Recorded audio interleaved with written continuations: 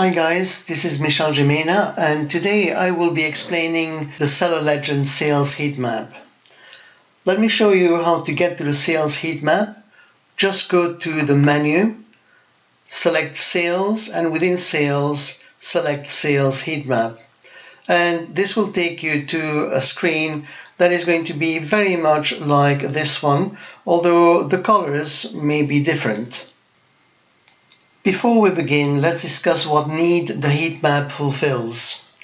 If you would like to know which days of the week and which hours of the day are the most profitable or popular, the sales heat map will show you those details in a colorful chart. What does the heat map represent? It provides you with a visual representation of your orders distributed over days of the week, and within the days of the week, the hours in the day. The heat map itself is a rectangular grid with a series of individual cells. Each cell represents an hour of the day. The hours are organized by days in the week. The color of an hourly cell will depend on how many sales have been placed during the hour that the cell represents. The more sales in that hourly period, the darker the color of the cell. The fewer sales in that hourly period, the lighter the color of the cell. Let's take an example.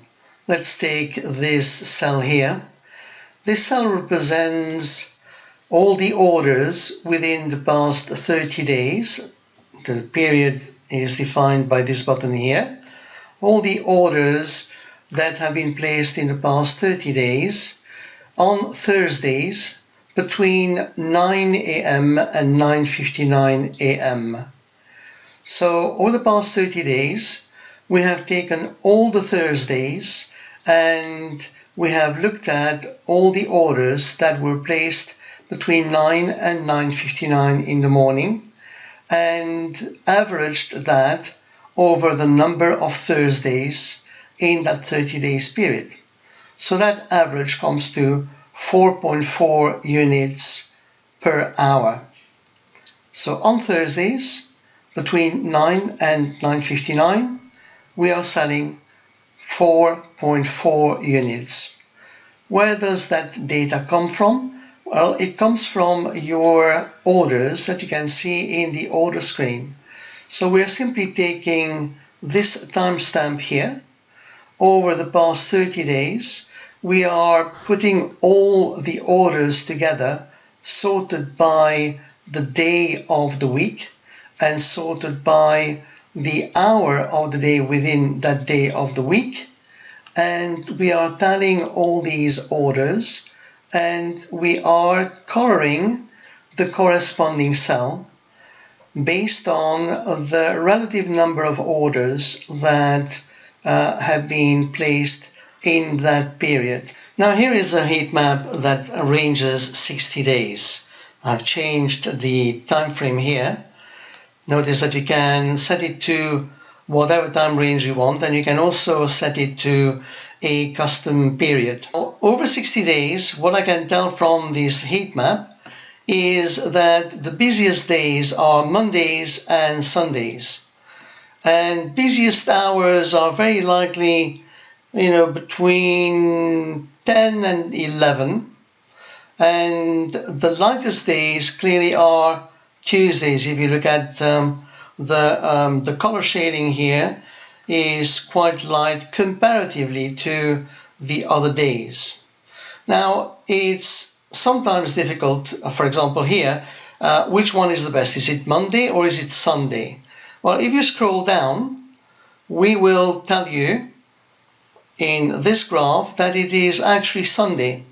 On Sundays, over 60 days, if you take every Sunday and you add the total number of units every Sunday together, and you divide that by the number of Sundays that you had over that period of 60 days, the average per Sunday comes to 96 units, and the average per Monday comes to 94 units.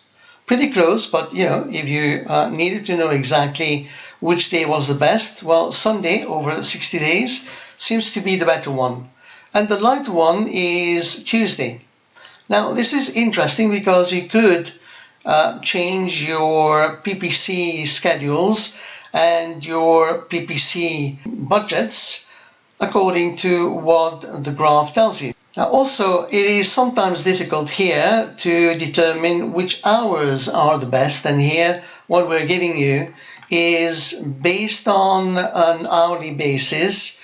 Which are the best hours? Well, they are 7 a.m. with 5.88 units sold in that hour, and 10 a.m.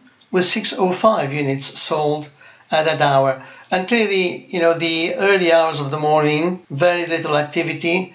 The late hours of the evening, well, some activity, 9 o'clock, 10 o'clock, but come 11 o'clock, very little to write home about. How are these days and hours measured?